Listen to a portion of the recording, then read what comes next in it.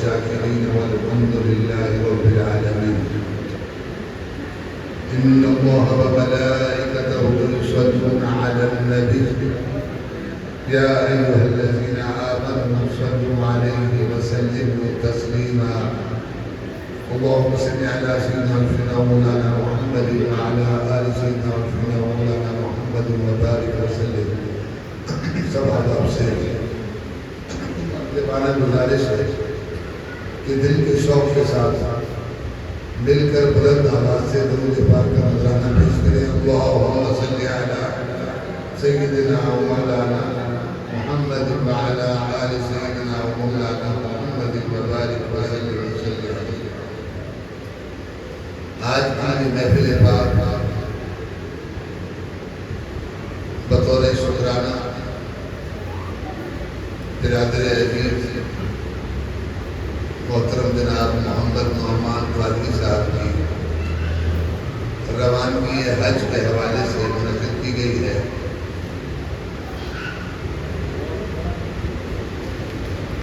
اسی مناسبت سے بیت اللہ شریف اور اس سفر مبارک کی فضائل و مناقب انشاءاللہ یہ فقیر آپ کی خدمت میں عرض کرے گا. دعا فرمائیں اللہ جل وجلہ حق اور سچ کہنے کی توفیق عطا فرمائے اور حق اور سچ پر ہم سب کو عمل کی توفیق عطا فرمائے. برادر نعمان قادری کے اس سفر کو اللہ تعالیٰ اپنی بارگاہ میں شرف قبولیت عطا فرمائے اور ایک ایک قدم پر اللہ تبارک و تعالیٰ اپنی حفاظت نصیب فرمائے اور سفر کے آداب اور احترام کما حق و بجا لانے کی توفیق عطا فرمائے. حج ارکان اسلام میں سے ایک اہم فریضہ اہم رکن ہے. اسلام کی بنیاد 5 چیزوں پر ہے اور ان 5 میں سے ایک حج ہے. حج وہ عبادت ہے کہ اس عبادت میں ہر طرح کی عبادت شامل ہے. مالی، جسمانی، ذہنی، فکری، الغرض ہر طرح کی عبادت اس میں شامل ہے اور ہر صاحب استطاعت پر زندگی میں ایک مرتبہ حج فرض ہے. جس شخص کو زیادہ راہ کی اتنا مال و دولت اس کے پاس ہو کہ وہ آنے جانے کا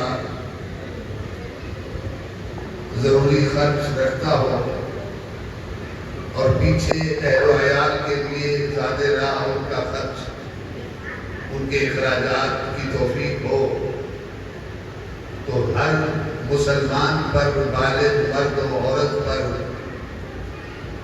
زندگی میں ایک مرتبہ حج فرض ہے اور اس سے زیادہ اگر کوئی حج کرے گا تو وہ حج اس کا نفل ہے. میرے نبی پاک صلی اللہ علیہ وسلم نے زندگی مبارکہ میں ایک ہی حج فرمایا ہے اور یہ وہی حج ہے جسے ہم حجۃ الوداع کے نام سے یاد رکھتے ہیں. یہ حضور کا آخری حج کہتے ہیں، یہ کہنے میں آخری حج ہے لیکن حضور نے کیا ہی ایک حج ہے. حج میں جس طرح ہر عبادت میں فرائض اور واجبات ہوتے ہیں اسی طرح حج میں بھی کچھ فرائض ہیں، کچھ واجبات ہیں، کچھ سنتیں ہیں. مجموعی طور پر یہ حج اور اس کے ارکان یہ حضرت ابراہیم علیہ السلام کی دعا کا نتیجہ ہے اور ان کی کامل تابعداری ہے اور میرے آقا جناب محمد رسول اللہ صلی اللہ علیہ وآلہ وسلم نے اس سنت کو قائم رکھتے ہوئے امت مسلمہ پر اسی طریقے کو رائج فرما دیا۔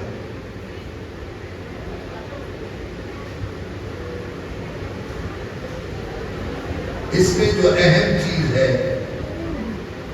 حج کے ارکان میں جو سب شرائط، واجبات اور فرائض کو گھومتے ہیں، وہ بیت اللہ شریف کے ارد گرد گھومتے ہیں۔ تو سب سے پہلے میں بیت اللہ شریف کے حوالے سے چند معلومات آپ کی خدمت میں پیش کروں گا، اور محترم جناب محمد انیس قادری صاحب، نفیس قادری صاحب نے مجھے جو موضوع دیا حتیم کے بارے میں، حجر اسود کے بارے میں، تو حتیم اور حجر اسود کو سمجھانے سے پہلے بیت اللہ شریف کی تعمیر کے حوالے سے چند ضروری معلومات آپ کی خدمت میں پیش کرتا ہوں۔ اللہ رب العالمین جل وجلہ عز وجل نے ارشاد فرمایا ان اول بیت وضع للناس، سب سے پہلا گھر جو اس روئے زمین پر بنا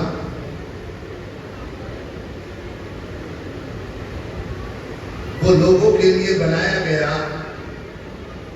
وہ کعبہ شریف، بیت اللہ شریف ہے، اور فرمایا ھدی للعالمین، یہ سارے جہانوں کے لیے ہدایت ہے۔ اور اس کے بعد اس سرزمین پر جو مقدس عبادت گاہ بنی، وہ عبادت گاہ وہ مسلمانوں کا قبلہ اولا بیت المقدس ہے، وہ بھی حضرت ابراہیم علیہ السلام کے پوتے نے بنایا ہے، جن کا نام نامی ہے حضرت یعقوب علیہ السلام، اور حضرت یعقوب علیہ السلام ہی وہ نبی ہیں جن کو ان کی زبان میں اسرائیل کہا جاتا ہے۔ تو اسرائیل نام قابل نفرت نہیں ہے، اسرائیل ملک سے ہمیں نفرت اس لیے ہے کہ وہ ظالم مسلمانوں کے دشمن ہیں اور مسلمانوں کو عرصہ دراز سے بہت ہی زیادہ اذیت پہنچا۔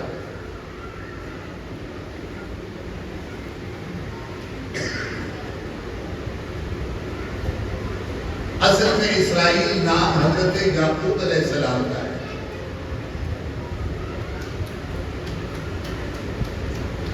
حضرت یعقوب علیہ السلام نے بیت المقدس کی تعمیر فرمائی۔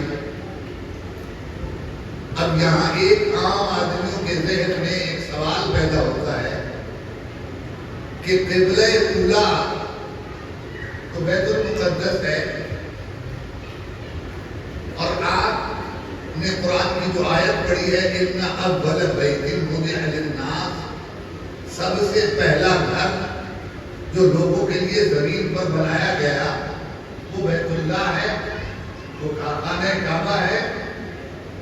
جی بالکل، صرف سمجھنے کا فرق ہے، لیکن جب آپ سمجھیں گے تو آپ کو پوری بات اطمینان پر سمجھ میں آ جائے گی۔ بیت المقدس کو کہا گیا ہے قبلہ اولا، بیت اول نہیں کہا گیا۔ کیا کہا گیا ہے؟ قبلہ اولا۔ قبلہ کہتے ہیں توجہ کے مرکز کو۔ ایک یہ اعتراض بھی سمجھ میں آ جانا چاہیے کہ ہم عبادت کرتے ہیں، نماز پڑھتے ہیں، تو کس کی نماز پڑھتے ہیں؟ اللہ کی۔ کس کی؟ اللہ کی۔ تو ہماری نماز، قیام، رکوع اور سجدہ کس کے لیے ہے؟ اللہ کے لیے۔ تو چاہے خانہ کعبہ کے اندر ہو یا خانہ کعبہ سے دور ہو، خانہ کعبہ کو کوئی مسلمان سجدہ نہیں کرتا، خانہ کعبہ کو کوئی مسلمان سجدہ نہیں کرتا، بلکہ خانہ کعبہ کی طرف منہ کر کے سجدہ کرتے ہیں اللہ. تو قبلہ کہتے ہیں عبادت کی توجہ کا مرکز. تو اس لیے معروف طور پر بیت المقدس کو قبلہ اولا کہا جاتا ہے کہ مسلمان ابتدائے اسلام میں جب عبادت کیا کرتے تھے اور ابتدا میں جب نماز فرض ہوئی تو کچھ عرصہ تک جو نماز پڑھی گئی، مسلمانوں نے نماز پڑھی، حضور سید عالم صلی اللہ علیہ وسلم نے نماز پڑھی، تو وہ بیت المقدس کو اپنا قبلہ بنایا اس حیثیت میں کہ مسلمانوں کا پہلے قبلہ وہ ہے. تو اس لیے اسے قبلہ اولا کہا جاتا ہے، بیت اول نہیں کہا جاتا. بیت اول یعنی سب سے پہلا گھر اس روئے زمین پر وہ کون سا ہے؟ وہ خانہ کعبہ ہے. ابھی زمین نہیں بنی تھی، ابھی زمین نہیں بنی تھی. پانی کے بلبلے اور جھاگ تھی اس جگہ جس جگہ آج خانہ کعبہ بنا ہوا ہے، اور زمین بننا یہیں سے شروع ہوئی. اور زمین کا تقریباً مرکز یہ جگہ ہے. پوری روئے زمین کے چاروں طرف جو زمین ہے اس کا مرکز اگر بنایا جائے تو وہ مرکز خانہ کعبہ بنتا ہے. حضرت آدم علیہ السلام جب زمین پر تشریف لائے تو سب سے پہلی خانہ کعبہ کی جو تعمیر ہے وہ آدم علیہ السلام نے فرمائی. اس کی وجہ کیا بنی کہ حضرت آدم علیہ السلام کو اللہ تعالیٰ نے بڑا طویل قد و قامت عطا فرمایا اور اتنا قد و قامت تھا کہ ایک روایت میں آتا ہے کہ آپ آسمانوں میں فرشتوں کی گفتگو کو خود سن لیا کرتے تھے. آدم علیہ السلام فرشتوں کی گفتگو کو خود اپنے کانوں سے سن لیا کرتے تھے. اور پھر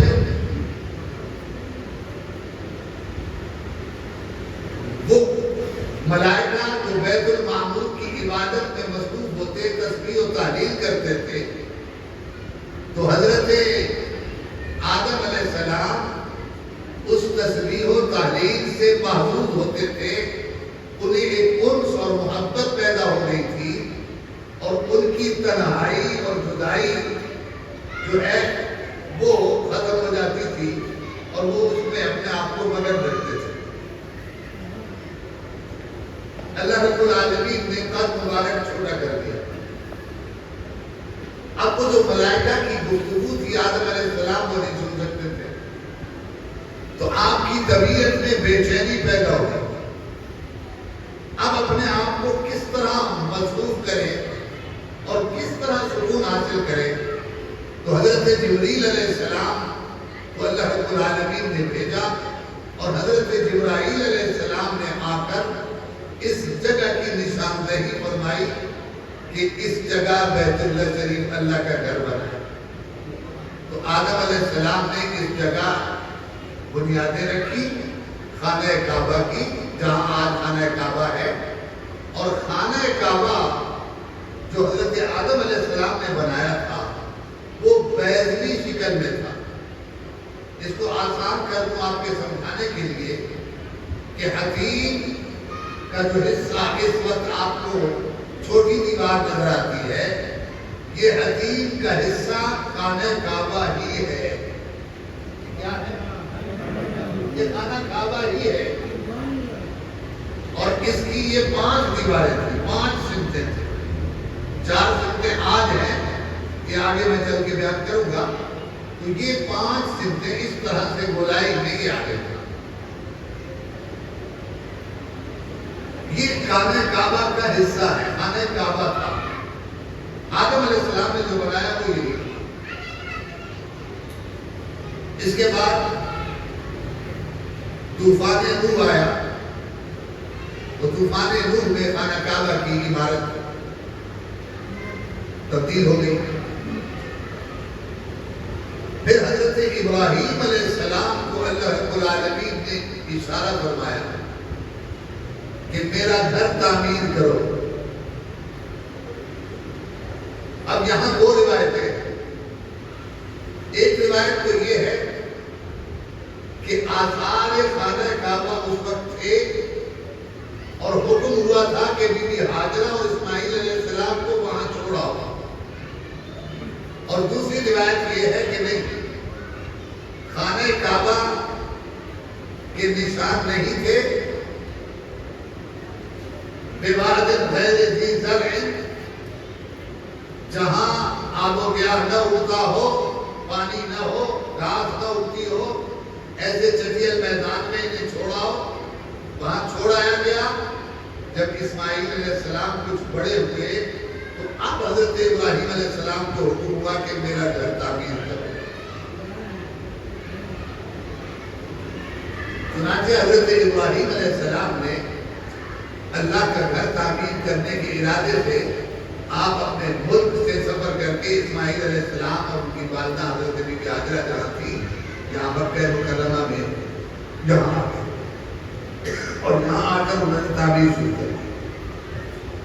تعمیر کے لیے اس وقت نشان. تو پھر جبرائیل علیہ السلام کے ذریعے ابراہیم علیہ السلام کو وہ نشان اجاگر کر دیے اور ابراہیم علیہ السلام نے اس کی تعمیر فرمائی. حضرت اسماعیل علیہ السلام پتھر لے کر آتے اور ابراہیم علیہ السلام اس کی دیواروں کو تعمیر کرتے. پہلے بنیادیں بنائی گئی. ان بنیادوں میں سبز رنگ کا پتھر استعمال ہوا اور ایک روایت کے مطابق خانہ کعبہ کی دیواروں میں جو پتھر استعمال ہوا ہے وہ دنیا کے 5 پہاڑوں سے شامل ہے. کتنے؟ 5 پہاڑوں سے. کوہ طور اور اسی علاقے میں ایک اور مبارک پہاڑ ہے صفا مروہ جبل کعبہ. ان 5 پہاڑوں سے تعمیر کعبہ ہوئی. حضرت اسماعیل علیہ السلام پتھر لاتے اور ابراہیم علیہ السلام نے جوڑتے. اب جب دیواریں کچھ بلند ہوئی تو حضرت اسماعیل علیہ السلام ایک پتھر لے کر آئے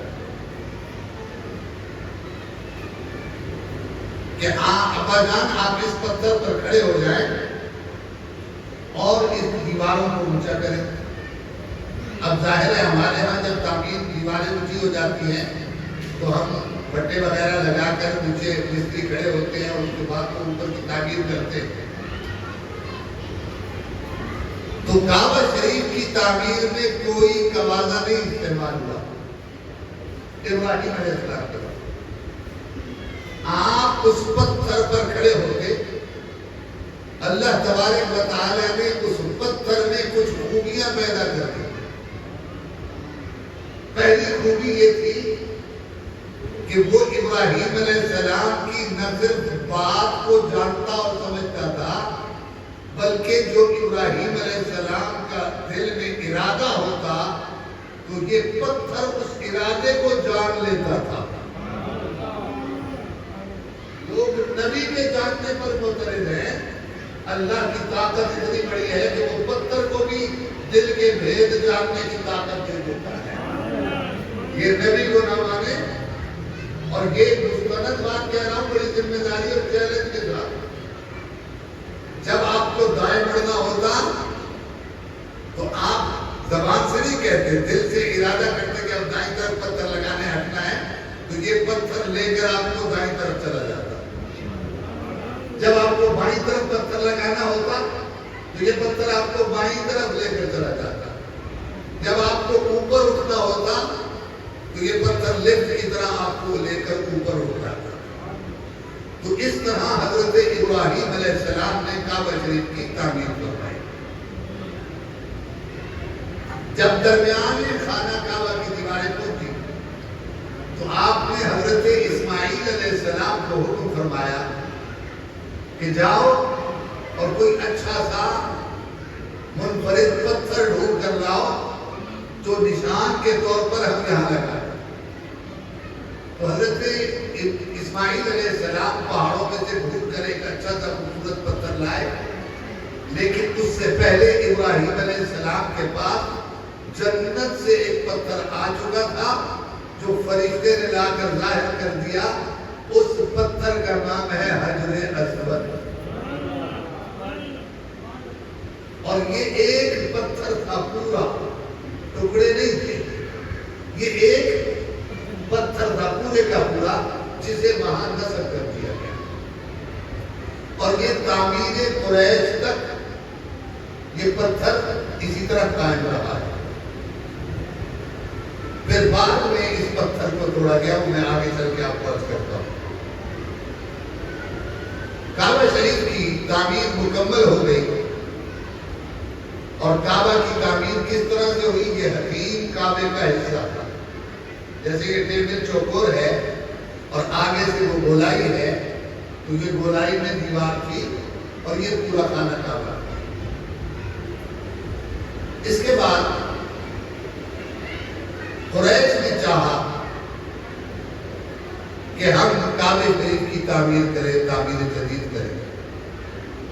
تو انہوں نے کعبہ شریف کی تعمیر جدید کی.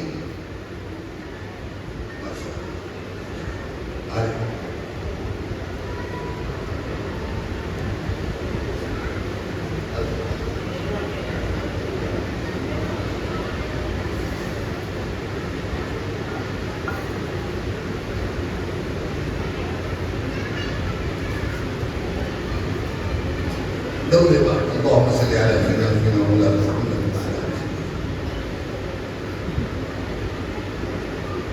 اب اس طرح سے پھر قریش نے وہاں پر بھی کئی قبیلے آباد تھے. میں بہت سیدھا باتیں آپ کی خدمت میں عرض کرتا جا رہا ہوں کعبہ شریف کے حوالے سے. تو انہوں نے تعمیر جدید کا ارادہ کیا کیونکہ بہت دیواریں پوشیدہ ہو چکی تھی. جب وہ تعمیر اٹھانے کا وقت آیا تو اب قبیلوں نے آپس کے اندر قسم اٹھا لی، اب ہم جھگڑیں گے اور ایک دوسرے کا خون بہائیں گے کہ حجر اسود کو ہم اپنے ہاتھ سے لگائیں گے.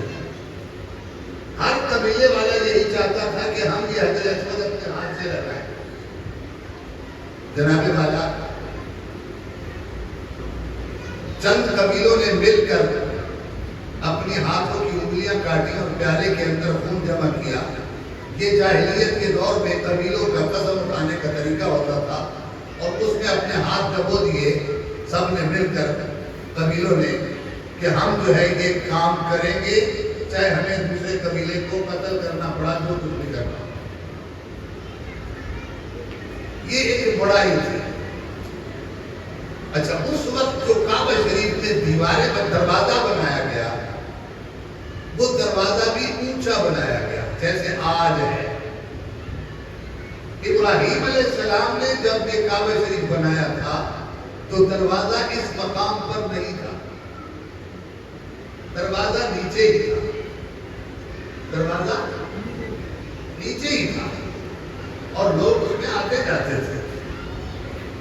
لیکن قریش نے یہ دیوار اونچی کر کے سیڑھی بنا کر دروازہ اوپر لگایا. اس کی وجہ کیا تھی؟ اس کی وجہ یہ تھی کہ ہم جسے چاہے اندر جانے دیں اور جسے چاہے اندر نہ جانے. اور جس کو وہ اندر داخل نہیں کر ہونے دینا چاہتے تھے وہ اگر سیڑھی پر چڑھ کے آتا تو اوپر سے اسے دھکا دیتے، وہ لڑکتا ہوا نیچے گر جاتا. جو یہ کمتر اور بڑے برتر کا ایک فرق تھا اس جاہلیت کے زمانے میں، تو یہ سیڑھی اس لیے لگائی گئی اور دروازہ اس لیے کعبہ شریف کا اونچا کیا.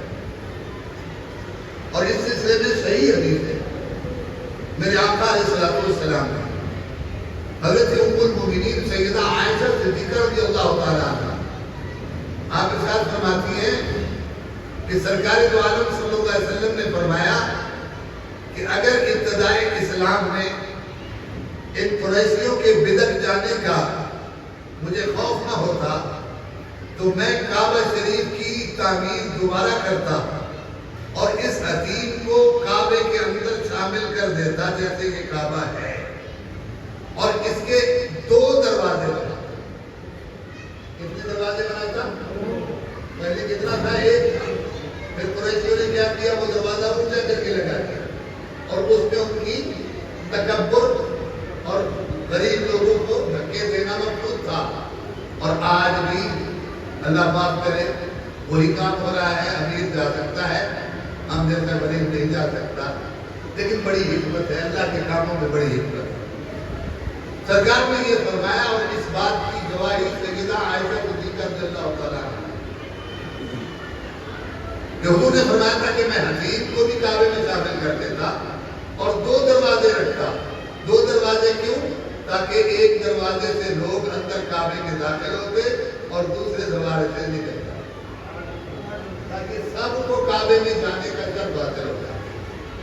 لیکن سبحان اللہ، یہ شرف آج امت مسلمہ کو شامل ہے اور مل گیا کہ حتیم کعبہ ہے، اور حتیم میں ہر آدمی کو جانے کی اجازت ہوتی ہے، سوائے حالات کے اعتبار سے اگر موسمی معاملات ہو جائیں یا رش زیادہ ہو جائے، پھر وہ چند اوقات کے لیے اس کو بند کرتے ہیں، اور ورنہ حتیم کے اندر جا کے نماز پڑھیں۔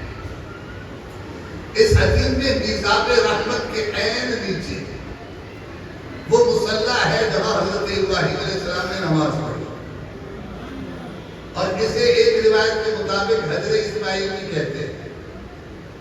کچھ محدثین نے اس کا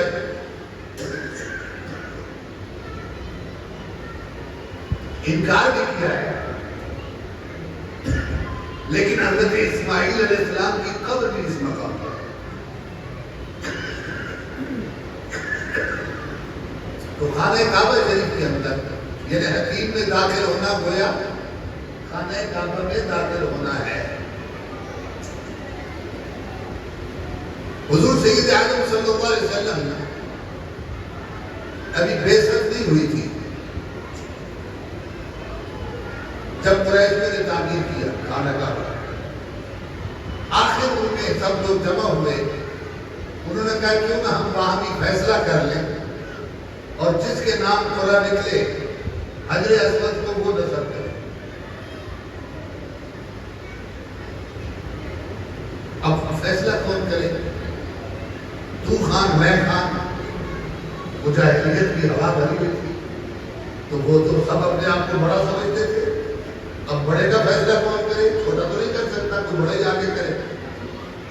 تو انہوں نے اس کا ہیلا یہ کیا کہ صبح سب سے پہلے جو کعبہ شریف میں داخل ہوگا وہ فیصلہ کرے گا۔ جو کعبہ شریف میں داخل ہوگا وہ فیصلہ کرے گا۔ چنانچہ صبح کا وقت ہوا، سب سے پہلے میرے آقا و مولا جناب محمد رسول اللہ خانہ کعبہ لگا۔ وہ سارے جو ایک دوسرے کو قتل کرنے کے لیے تیار تھے، اور کوئی آمادہ نہیں تھا کہ ہم حجر اسود کو دوسرے کو لگانے کی اجازت دیں گے۔ حضور کو دیکھ کر سب خوش ہوئے اور نعرہ لگایا کہ واہ، ہمارے اندر امین آ گیا، ہمارے اندر امین آ گیا جو ہر بات امانت سے کرتا ہے، تو بالکل ہمارا فیصلہ صحیح یہ کرے گا۔ میرے آقا تشریف لائے، آپ نے فرمایا چادر لاؤ، چادر لائے گی۔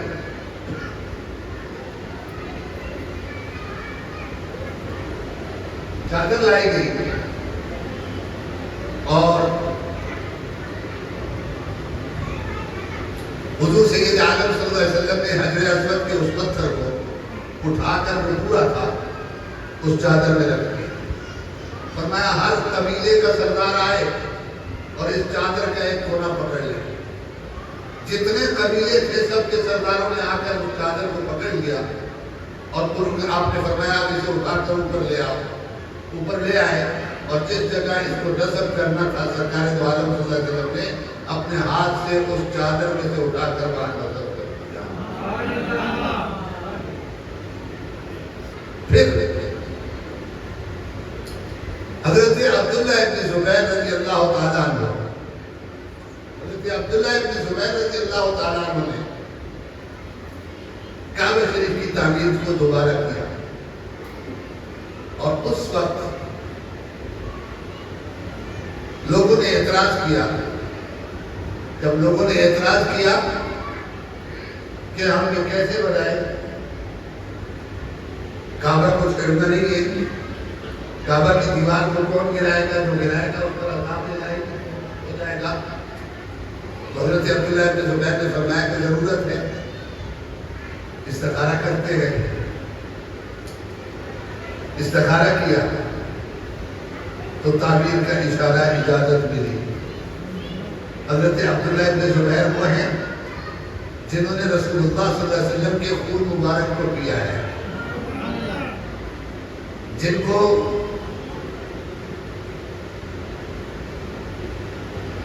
شہید کیا گیا اور کعبہ شریف میں لٹکا دیا گیا.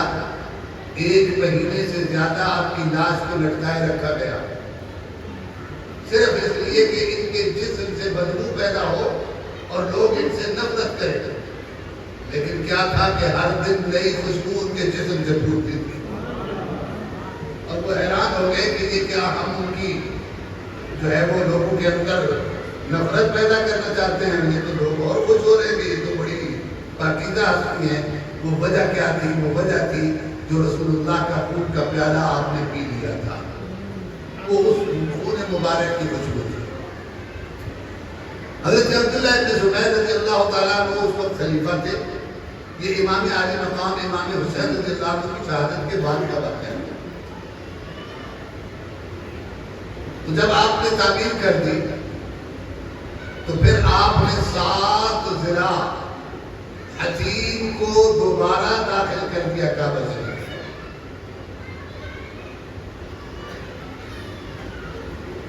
7 ذراع 7 گز. یہ گز ہمارے والا گز نہیں ہے، یہ عرب کا پرانا گز ہے، یہ تھوڑا اس سے بڑا ہوتا ہے. تو وہ ذراع جو ہے اس کو بڑھا دیا گیا، کعبہ میں شامل کر دیا.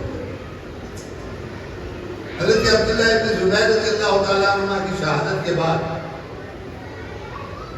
ظالم حکمران حجاج بن یوسف نے عبد الملک کے حکم پر کعبہ شریف کو دوبارہ گرا دیا اور اس نے پہلی صورت میں بحال کیا. اور جب وہ کعبہ کا طواف کرنے کے لیے آیا تو اس نے کہا کہ بی بی عائشہ رضی اللہ تعالیٰ عنہ نے بہت غلط خبر پھیلائی ہے لوگوں میں. وہ غلط خبر پھیلا کر جو ہے وہ کعبہ شریف کو کہ حضور سید عالم صلی اللہ علیہ وسلم نے فرمایا تھا کہ حتیم کو میں کعبہ میں شامل کروں گا، اور حضور نے فرمایا تھا کہ میں اس کو 2 دروازے لگاؤں گا. تو یہ غلط خبر بی بی عائشہ نے پھیلائی تھی، اور عبداللہ ابن زبیر نے بی بی عائشہ کے کہنے پر یہ عمل کیا، انہیں گرا دیا. تو اس وقت حضور کے ایک صحابی حضرت حارث تھے، وہ عبد الملک کے ساتھ طواف کر رہے تھے. انہوں نے علل اعلان گواہی دی کہ میں اس بات کا گواہ ہوں، چشمدید گواہ ہوں کہ رسول اللہ صلی اللہ علیہ وسلم نے یہ فرمایا تھا کہ میں حتیم کو کعبے میں شامل کروں گا اور اس کے 2 دروازے بناؤں گا، ایک دروازے سے لوگ حاضر ہو اندر اور دوسرے دروازے سے نکل.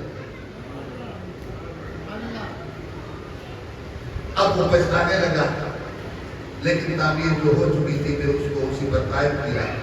تو حضرت امام مالک رضی اللہ تعالیٰ عنہ کے پاس پھر اس نے مسئلہ پیش کیا. امام مالک سے عرض کی کہ حضرت یہ سیدہ عائشہ کی روایت ہے اور ہم سے یہ غلطی ہو گئی ہے. ہم نے کعبہ شریف کو پہلے والی جو قریشیوں کی تعمیر تھی اس پر بحال کر دیا ہے، تو اب آپ ہمیں اجازت دیں تو ہم دوبارہ اس کی تعمیر کریں.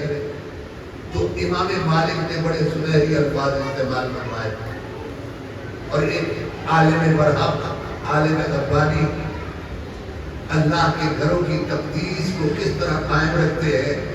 سبحان اللہ، یہ ان اسلاف سے ہمیں نصیب ہوتا ہے کہ حضرت امام مالک نے فرمایا اے بادشاہ وقت، خلیفہ وقت، اب تو کعبے کو اپنے حال پر چھوڑ دے اور اسے بادشاہوں کی آمادگاہ نہ بناؤ. اگر تو کعبہ شریف کو اب دوبارہ توڑے گا، دوبارہ بنائے گا، تو پھر ہر بادشاہ اپنی مرضی کرے گا، جب چاہے کعبے کو توڑ دیں گے، جب چاہے بنا لیں گے۔ تو حضرت امام مالک کے اس فتوے پر کعبہ شریف کی یہ تعبیر اسی طرح رک گئی۔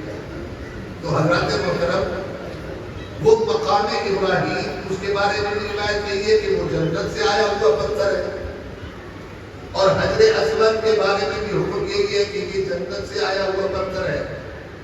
اور اس پتھر مقام ابراہیم کو اللہ تعالیٰ نے جہاں یہ صلاحیت دی تھی کہ وہ ارادہ ابراہیم علیہ السلام پہچان جاتا تھا اور اس کے مطابق اسی سمت میں چل پڑتا تھا، دائیں طرف ہونا ہوتا، بائیں طرف ہونا ہوتا، اوپر جانا ہوتا، نیچے آنا ہوتا، تو ان کے ارادے کے مطابق عمل کرتا تھا۔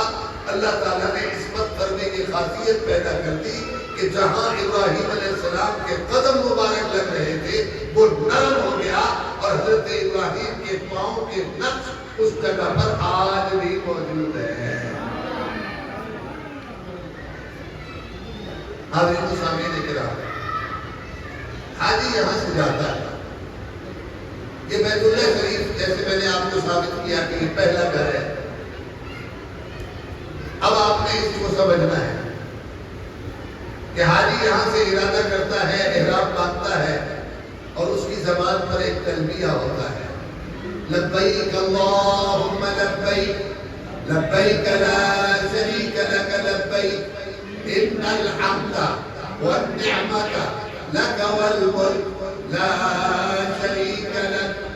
چلیے بھیج تو ویسا بنا لیں، محبت سے پڑھ لیں، لبیک اللہم لبیک لبیک لا شریک لک لبیک ان الحمد والنعمت لک والملک لا شریک لک لبیک اللہم لبیک لبیک لا شریک لک لبیک ان الحمد والنعمت لک والملک لا شریک لک۔ توحید کا بڑا عظیم کلمہ ہے، توحید، لیکن کسی کو سمجھ میں تو آئے نا کہ توحید ہے کیا۔ لوگوں نے سمجھا کہ ولیوں کا عزت گرا دینے سے، نبیوں کی شان گھٹا دینے سے اللہ کی توحید بلند ہوتی ہے۔ یہ بہت بڑا دھوکہ ہے، اور یہ دھوکہ شیطان کا دھوکہ ہے۔ یاد رکھنا، نبیوں کی شان گرانے سے خدا کی شان نہیں بڑھتی، اور یا اللہ کی عزت گرا دینے سے خدا کی توحید دل پر عمل نہیں ہوتا۔ آؤ سمجھو اس کلمے کو، لبیک، ہم حاضر ہیں، اللہم لبیک، اے اللہ ہم حاضر ہیں، لا شریک لک، تیرا کوئی شریک نہیں ہے، بولو اے اللہ تیرا کوئی شریک نہیں ہے۔ اس سے بڑھ کر توحید اور کیا ہوگا؟ جب حاجی احرام باندھ کر کعبہ شریف میں داخل ہوا تو اب حکم ہوتا ہے اس کعبے کا طواف کر۔ کیا حکم ہوتا ہے؟ کعبے کا طواف کر۔ جب وہ کعبے کا طواف کرنا شروع کرتا ہے تو حکم ہوتا ہے ٹھہر جا، یہ جو پڑھتا آیا ہے نا، شکر سے چلا تھا، پڑھتا آیا لبیک اللہم لبیک، اب اس کے معنی سمجھ لے۔ تو توحید کسی اور چیز کو سمجھ بیٹھا ہے، تجھے توحید شیطان نے سکھائی ہے۔ اب اللہ فرماتا ہے تو میرے گھر میں آیا ہے، اب تجھے توحید میں سکھاؤں گا۔ اب تیری مرضی، تو شیطان سے توحید سیکھ، تیری مرضی تو رحمان سے توحید سیکھ۔ کعبے میں داخل ہوا، طواف شروع کرنا ہے، اب یہ پڑھنا چھوڑ دے، رک جاؤ، یا اللہ کیا کروں؟ اللہ فرماتا ہے اس پتھر کا احترام کر۔ کیا کر؟ پتہ چلا عبادت اور ہے، احترام اور ہے، عبادت اور ہے، احترام اور پتھر کا احترام اللہ کا شرک نہیں ہوتا تو پھر نبی اور ولی کا احترام کرنے سے کیسے شرک ہو جاتا ہے؟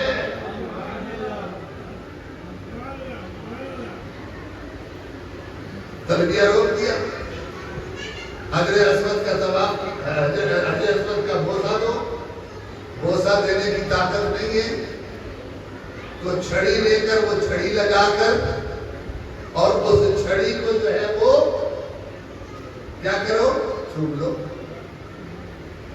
چھڑی نہیں لگا سکتے، رکھ جاتا ہے تو اب یہ کاندھا اس کے بالکل سامنے کر کے حجر اسود کی طرف منہ کر کے اور دونوں ہاتھ جس طرح نماز میں اٹھائے جاتے ہیں اس طرح اٹھا کر کانوں کی لو پر نہیں لانے، کاندھوں کے برابر کرنے ہیں۔ بسم اللہ اللہ اکبر، بسم اللہ اللہ اکبر۔ چلیے احترام کا یہ حد ادنا درجہ کر لے، اب طواف کعبہ شروع کرنا ہے، فوراً سیدھے ہو جاؤ، الٹا کندھا کعبے کی طرف ہو اور چکر لگانا شروع کرو۔ چکر لگاؤ، ٹھہرو، اکڑ کے چلو۔ یا اللہ تیرے قرآن میں تیرا حکم ہے وَلَا تَمْشِ فِي الْأَرْضِ مَرَحًا، ارے اللہ کی زمین پر اکڑ کر نہ چلو۔ یا اللہ تیرے گھر آئے ہیں، بیت اللہ میں آئے ہیں، ہم تو نیاز سراپا عاجزی بن کر آئے ہیں۔ اللہ فرماتا ہے میرے نبی نے اس کا طواف کرتے ہوئے سینہ تان کر پہلوانوں کی طرح چلا تھا، اب پہلے 3 چکر میں تم بھی پہلوانوں کی طرح چلو۔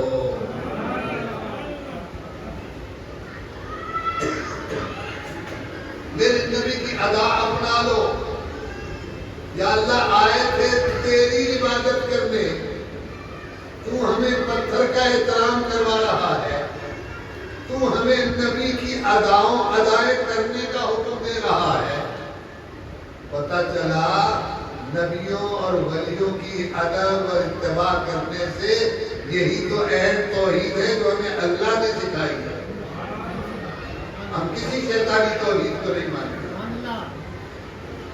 اچھا ایک چیز واضح کر دوں، میں ایسے ہی بات نہیں کر رہا، کسی پر درد نہیں کر رہا، خدا کی قسم کھا کے کہتا ہوں شیطان نہ کسی نبی کو مانتا ہے نہ کسی ولی کو مانتا ہے، اور اللہ کو ابھی بھی مانتا ہے، اللہ کو ابھی بھی مانتا ہے، اللہ کو طاقتور مانتا ہے، اللہ کو معبود مانتا ہے، اللہ کو وحدہ لا شریک مانتا ہے۔ وہ کہتا ہے بس مانوں گا تو اللہ کو مانوں گا اور کسی کو نہیں مانوں گا۔ یہ کس کی توحید ہے؟ تو مہربانی کر کے اپنی توحید کی اصلاح کرو۔ طواف کعبہ مکمل ہو گیا، اب حکم ہوا وَاتَّخِذُوا مِن مَّقَامِ إِبْرَاهِيمَ مُصَلًّى، اس جگہ پر آ جاؤ جہاں ابراہیم علیہ السلام کا پتھر ہے، مقام ابراہیم ہے، اور وہاں آ کر واجب الطواف 2 رکعت ادا کرو۔ اللہ کا پتھر، اللہ کا پتھر ہے، مقام ابراہیم ہے۔ پتھر تو یہاں پشاور چلے جاؤ تو قیمتی ترین سنگ مرمر کے پتھر آپ کو ملیں گے، خوبصورت بھی ملیں گے، مہنگے بھی ملیں گے۔ کبھی چوما ان پتھروں، گھروں میں اپنے فرشوں میں لگاتے ہو، اپنے پاؤں تلے روکتے ہو، اور اس پتھر کو ڈھونڈ کے کعبے میں جا کے 2 رکعت نفل پڑھتے ہو۔ یہ فرق کیا ہے؟ پتہ چلا جہاں اللہ کے پیاروں کے قدم آ جائے وہ چیزیں تو پتھر بھی قابل تعظیم ہو جاتے ہیں۔ وَاتَّخِذُوا مِن مَّقَامِ إِبْرَاهِيمَ مُصَلًّى۔ اچھا یہ پتھر کہاں لگا ہوا تھا؟ یہ پتھر باب منتظم کے ساتھ لگا ہوا تھا. یہ پھر بعد کی حکومتوں نے آ کر اس پتھر کو دور کر کے لگایا ہے. ٹھیک ہے، لہذا برش کی وجہ سے دور کر کے لگا دیا گیا. اب اس کے ارد گرد جا کے آپ نے 2 رکعت پڑھی. اگر بہت زیادہ رش ہے، وہاں نہیں پہنچ سکتے، تو جس جگہ بھی آپ نماز پڑھے وہ واجب طواف ادا ہو جائے. لیکن کوشش کریں کہ اس کے قریب جا کر نماز پڑھیں. تو حاضرین و سامعین کرام، ابراہیم علیہ السلام کی یہ تعمیر کا بیت اللہ شریف ہے، جسے سب سے پہلے آدم علیہ السلام نے بنایا، جس کی ترتیب میں نے آپ کو بیان کر دی. اور یعقوب علیہ السلام جن کا نام حضرت اسرائیل بھی ہے، انہوں نے بیت المقدس کی تعمیر کرنا. وہ پوتے ہیں حضرت ابراہیم علیہ السلام. ٹھیک ہے، تو پتہ چلا کہ گھر بھی سب سے پہلا کعبہ شریف ہے، بیت اللہ شریف ہے، اور رتبے میں بھی سب سے بلند یہ ہے. صرف وہ قبلہ اولیٰ اس لیے کہ مسلمانوں نے ابتدائی طور پر نمازیں اس کی طرف رخ کر کے پڑھی تھی، اس لیے اسے قبلہ اولیٰ کہتے ہیں، بیت اول نہیں کہتے. یہ فرق ڈیفینیشن ہے. حاضرین و سامعین کرام، حجر اسود کے بارے میں ایک خصوصیت ہے.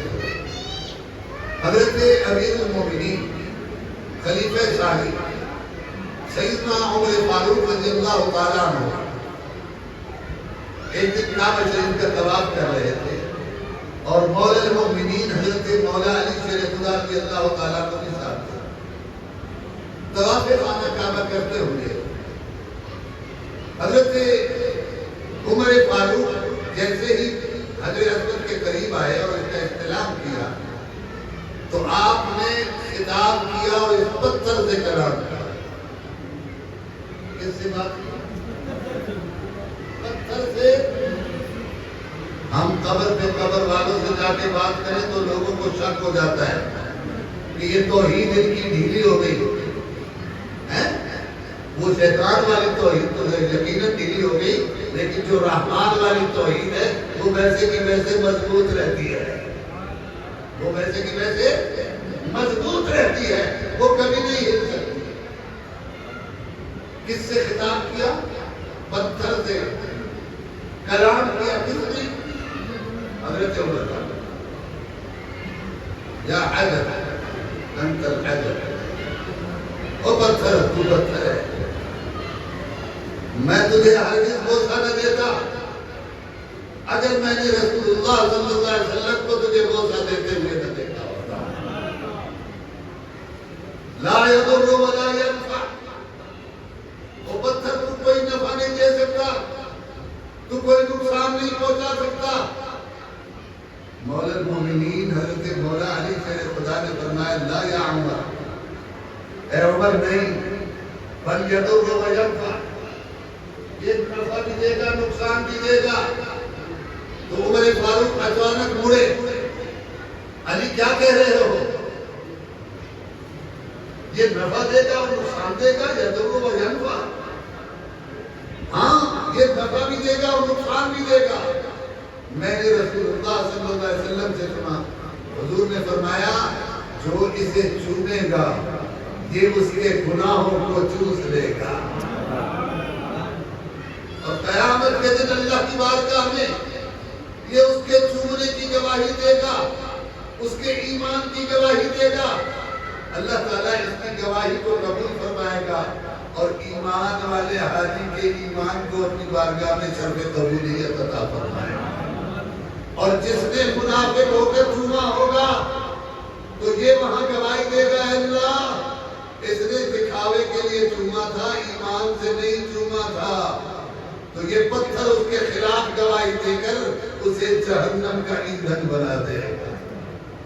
تو یہ پتھر نفع بھی دے گا نقصان بھی دے گا.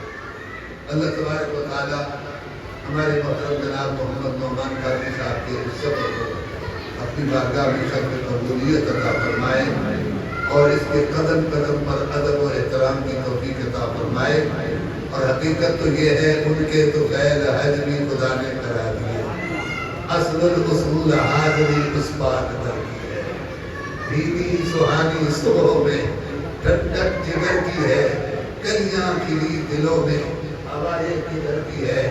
حقیقت تو یہ ہے کہ کعبہ شریف یقیناً بیت اللہ ہے, یقیناً اللہ کا گھر ہے, یقیناً وہاں 1,00,000 نماز کا ثواب و اجر ہے.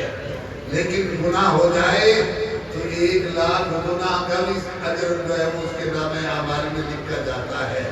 لیکن بارگاہ مصطفیٰ کیا جمال جہاں آ رہا ہے کہ حضور کی بارگاہ میں چلے جاؤ تو گنہگاروں کے لیے تو سرکار کی بارگاہ میں جیسے قیامت کے دن فرمائیں گے انا لہا, میں تمہارے لیے ہوں, میں تمہارے لیے ہوں. خدا کی قسم مدینے میں روضہ اطہر میں میرے مصطفیٰ ہر اپنے گنہگار امتی کو اپنے سینے سے لگا رہے ہیں. اللہ تعالیٰ سب کی حاضریوں کو قبول فرمائے. وآخر دعوانا